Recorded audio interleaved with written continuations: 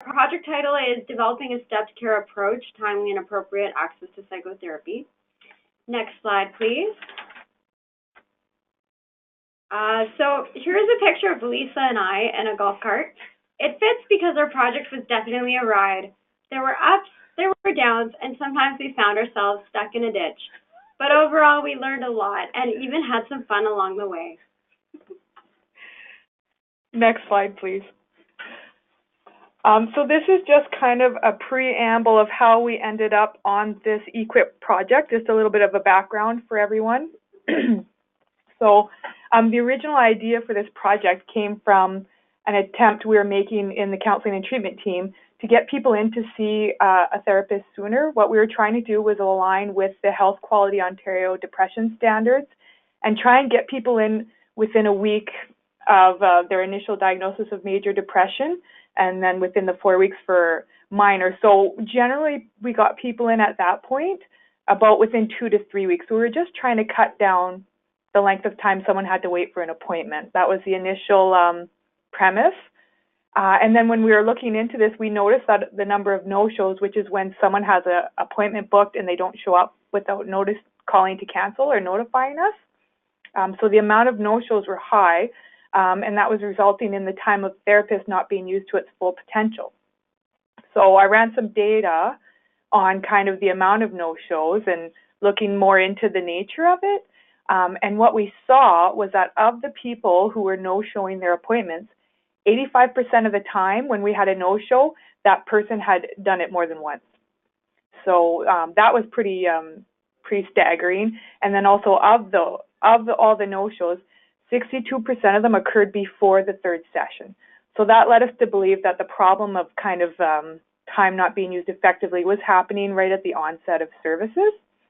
So that was kind of how we started our QI project. And now when we're looking at the data and starting to dig deeper, as you'll see when we get into our problem statement, it took us in a totally different direction than the original attempt, but it was still good. So just right off the hop, by looking and using the QI approach, it's led us in a different direction than our assumptions are. So it's good to see that using data has kept us on course with what the real problem is and not our assumptions. Next slide, please.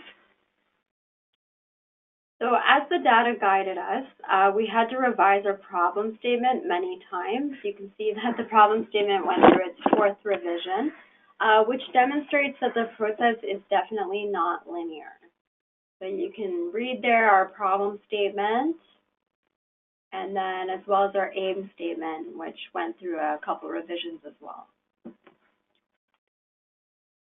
So the problem statement there is, since January 2019, 36% of requests for service to CMHA counseling and treatment team, which focus on specialized psychotherapy services, have been ineligible.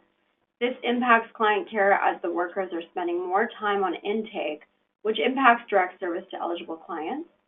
And then our aim statement is, by October 2019, the number of self-referred clients who are ineligible for services processed by the CMHA Kenora counseling and treatment team will be reduced by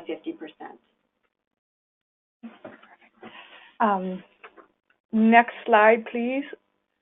Okay, so thank you, Anna, for this lovely pie chart. We have to give her a little credit for that one. So this is our preliminary data. So we're just at the beginning of our project. We're still in the data collection part, and we're gearing up to do our first change idea. So as of right now, since January, we've been collecting kind of information on the requests for services and people approaching our counseling intake for services. And right now, out of 63 people, so only 60% of people coming through the door right now are actually eligible for our services. So we're looking at about 40% of the activities done while on counseling intake are for people who aren't even eligible for the program. So this is that's a big amount of lost time, for lack of a better way to put it, or ineffective use of the service.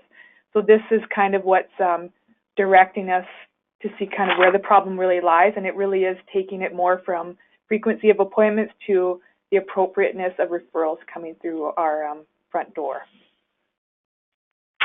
Next slide, please.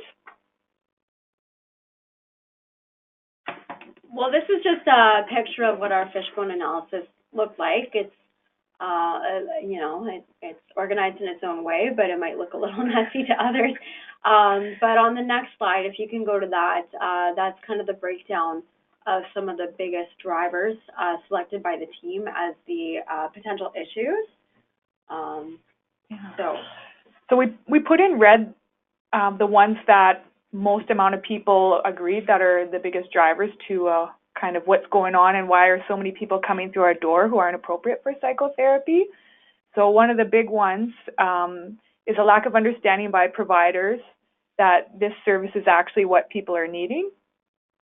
One of the things we also noticed is there's an expectation more with the person than the role. So what that means is we're just assuming that, say, for example, our receptionist knows what to do and how to properly direct people who are coming into the door of the agency to the right program.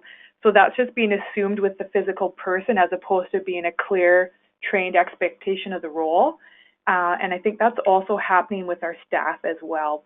It's just assumed that they'll know where to send someone. It's not formally written down, the actual triage process for intake. So those are big kind of flags that were coming out for us. We become what we call a drop zone. So, and also we're located downtown. So just generally someone's presenting with a mental health struggle somewhere, and what's happening, people are saying, oh, well, Canadian Mental Health Association, Mental Health Agency, why don't you go there? As opposed to people making sure that this really is the service they need. Internal and external people aren't aware of what exactly psychotherapy is and what our areas of specialty are in this department. And then also, this one's in red, but it's kind of, as we dig deeper, fallen off as one of the driving forces, is that people are not aware of what their diagnosis is. Therefore, they're not always sure what services they need and what's appropriate, where is appropriate place to get it. Next slide, please. This is the 5W2H tool we did. Not going to spend a lot of time on it. This just informed our problem statement, our aim statement, and things like that. Who does it impact? This is all kind of captured in our problem statement and our aim statement. Next slide, please. So this is the initial contact process flow. You can all kind of see it there. I won't go through it point by point. But to our surprise, the issue is not with the other collaterals or therapists. Data pointed us to the issue being at first contact with reception. And so this is a current flow that is full of unclear points. So clearly, it's not so great for our clients. You can see they might get a bit of a runaround once we actually put it on paper there. So, yeah, next slide, please. Yeah. So here's our process map analysis where we can really see opportunities for improvement and streamlining. The breakdown of questions provides insights about the current realities and issues within the process that can actually be mitigated, and a lot of it might actually be in our control. So that was pretty eye-opening for us. Next slide, please. So this was the first process flow that we did, and this is where we initially thought the problem was. And then when we actually started to look at the numbers, we realized, and I think actually our E-QIP coaches pointed it out to us, that the problem wasn't really occurring here. The problem wasn't even on this process flow, which is when the person first calls and comes into the agency. So that's why we had to go back and do another process flow, which looked at, where the problem is. So this is actually the process of what happens once someone comes through to the intake, and this is actually working quite well for us. When we examined this process flow, it was determined that, it's going pretty well, and there's not really an area here where we wanted to target our energy. We backtracked. Next slide, please. So this is just the analysis of the first slide, and we did see that there is a few parts where we were collecting, say, for example, demographics and the root of the problem more than once. So that's something we can look at. But it pointed us right back to the issue is the initial triage. Next slide, please. All right, so if I can just draw your attention to the root causes down near the bottom left. So here you can see the causes, which include unclear process on how to receive individuals at reception, as well as job expectations being unclear, priorities related to client service.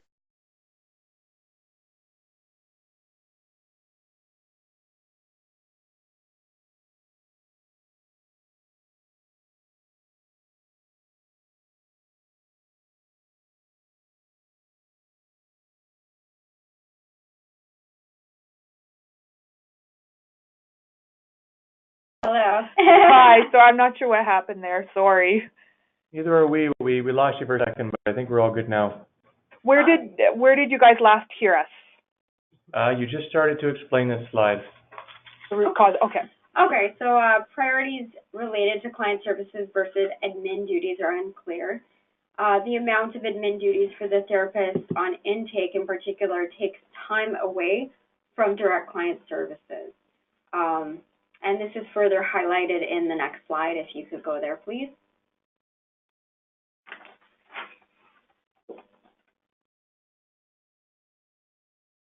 So I know it's a bit small and it's hard to see, but this is basically the 5 why analysis of our root causes that we conducted. And it was really insightful to go through this process, being honest about the process, our limitations, and areas for improvement. So it was actually quite insightful, and I find every time I do a 5 why, I end up in a very different place than where I first thought it would go. So it was worthy to kind of go through and dig deeper and deeper about the actual issues. So that was pretty cool. Yeah, and in this process, we found the E-QIP coaches were really helpful because we often would want to segue to something, or to go to a place that's outside of our control. And so it was really helpful to be on track to make sure that the whys we were asking was based on the previous comment, and it all linked, and also to make sure that we didn't stray off course and stick to what is within our ability to change and what is within the role of our team. So that was also really helpful. It was very easy to do the whys and to look outside of ourselves on why these things were happening, but that wouldn't have been helpful when we're looking at change. So that was something that we noticed too. Next slide, please. So this is where we are on our driver diagram. So the initial point, what we thought overwhelmingly needed to happen was that clients need to be directed to the most appropriate service in the least amount of time. We want them to be directed off the hop to where they need to go to get the services they need. What's happening now sometimes is they approach someone, they tell them to come here, our receptionist finds a worker, the worker meets with them, and then the worker will determine, oh, you don't need our services, you need to go somewhere else. And that's not efficient for anyone. So that's definitely what we're targeting. So the root causes the ideas we put beside that is we need to increase understanding of roles for both reception and therapy intake process right at the point of triage. We need to improve the accuracy of referrals reaching the therapy intake worker. We need to improve the clarity for the triage process related to individuals who have self-referred. So just to backtrack, we focused on people only who self-refer for the purpose of this E-QIP project. That was the bulk of our referrals. So that's why we went with that. And clarity is the role of the counseling team to internal programs. So in the blue is our change ideas. We have not implemented these yet. This is kind of where we left off. Actually, I think we just came up with these last week. So right now where we are is we have our change ideas, so now we're gearing up to how we're gonna launch them. So the change ideas that we are going with is both teams, and both teams means both reception and the counseling intake, are going to create an ideal process flow together using job descriptions as a guide. So that first messy process flow is what we're going to work on it and do a new one that flows a bit better for the clients and is more efficient for the workers. We're going to have an information session with our other internal programs on the role of the therapist intake worker and the therapy intake team so that there's clarity internally. So when people are coming to the agency, we know where to appropriately direct them right off the hop. And also we are looking at posting in the entrance area of the agency information around the criteria for CMHA Kenora services and how to access them. That way, if immediately when people are coming in, there's information there. If by chance there's no one available at the front or they're busy, that information is there for clients to see, and also for people coming into the building for any other reason like collaterals and family, then they can see there that information too. So then next slide, I think skips right to lessons learned. So growth hatches for us included the following. We were thinking of change ideas before we let the data guide us, which of course means the ideas would not have led to the change we wanted. And often we wanted to change things outside of our control, like how other agencies do things, which is of course a losing battle. It was hard to stay focused on what was within our scope. So thank you, E-QIP coaches, again for the reminders and keeping us to this. Next slide, please. So aha moments included the following. QI coaches pointed out we were basing process on a person in the role rather than making it a formal part of the role. And the data led us to conclusions we had not thought of. The problem we thought was external was largely internal.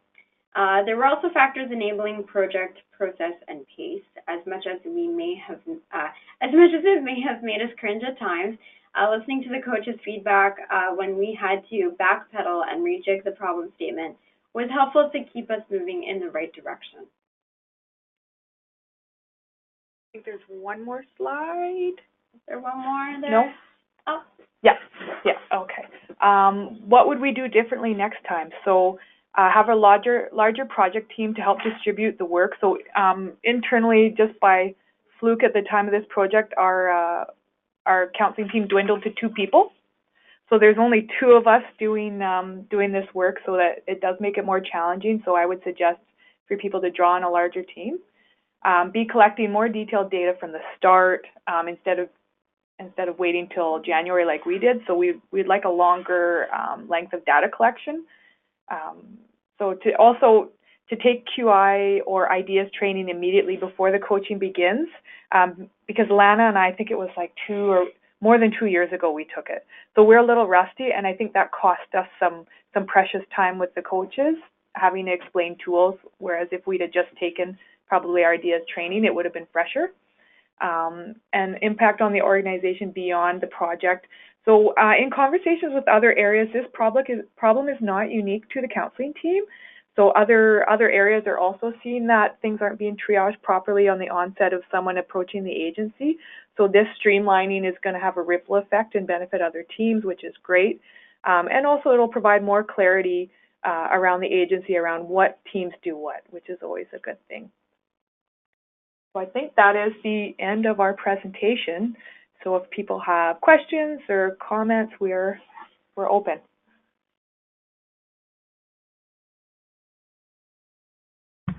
Just invite folks to make sure you put any questions that you might have into the chat box, and we can ask the folks from Kenora on your behalf. I know we had a question here in our room. Yeah, it's Debbie, and congratulations on your project. Very, very exciting. And love some of your mapping, and certainly very kind of you to speak so highly of the E-QIP team. Much appreciated. Just a question that I had. Do you know the percentage of clients that are walk-in as opposed to referral? Is a referral also a part of how you receive clients, and are those perhaps more appropriate? So offhand, I don't have the amount, but it's something that we could run a report on. Generally, the bulk of our referrals come from people calling themselves, self-refer. Only about maybe 15% are referrals from other community service providers. But I don't have offhand how many are walk-in physically versus phone call. But both of those numbers were included in our in the data that we used for this. Does that answer the question? Sorry. Yeah, I just wondered if there was, if you'd had gains with who's referring to you, if they're getting it right in terms of sending people to you. It was more the community not knowing. Yeah, and actually, that was our original suspicion. Originally, we were all gung-ho, you know, all these people are sending clients to us that aren't appropriate, so we need to educate service providers, and we came up with change ideas before we looked at the data on that. And then I think, yeah, we looked at the numbers, and a very, very small percentage of our clients referred are actually from outside service providers. The bulk are self-referred. Yeah, well, thanks And for that sharing was that. us, yeah. It's Mike here. Just a quick question for you. I mean, fantastic presentation, and I love that you guys have stayed sort of so true to the model and worked through the different phases very thoughtfully. Any advice you'd give to new projects or new teams taking this on, who may really be keen to kind of jump ahead, as you said, you know, jumping to those change ideas before the data? Any advice or suggestions you'd offer to new QI teams? Yeah, it's not linear. Don't expect it to be, and don't be resistant when it's not. And I think we were guilty of that many a times. And I'm sure we gave our coaches a hard time about it. What? We have to change our problem statement again? So do not get frustrated, because that is part of the process. You will have to change your problem statement several times, and just be ready for it. Otherwise, if we'd have just went by what we thought and ignored the cues to rejig our problem statement, we would have been implementing change ideas that aren't even really attacking the root of the problem. Lana, do you want to add anything? I haven't fully formulated what I'm going to say, so I'll just free flow it here. But I think when I first started this project, I was quite skeptical. I was like, okay, this project in and of itself is like wasting my time because I don't get to see clients during this time and whatever. I was kind of short-sighted about it. But then when we actually got like really useful results from it, I'm like, holy crap, this could actually save us a lot of time in the long run. So that was really rewarding to see how this actually unfolds and how you can get to the work you want to do in your job quicker, easier, and with data supporting it.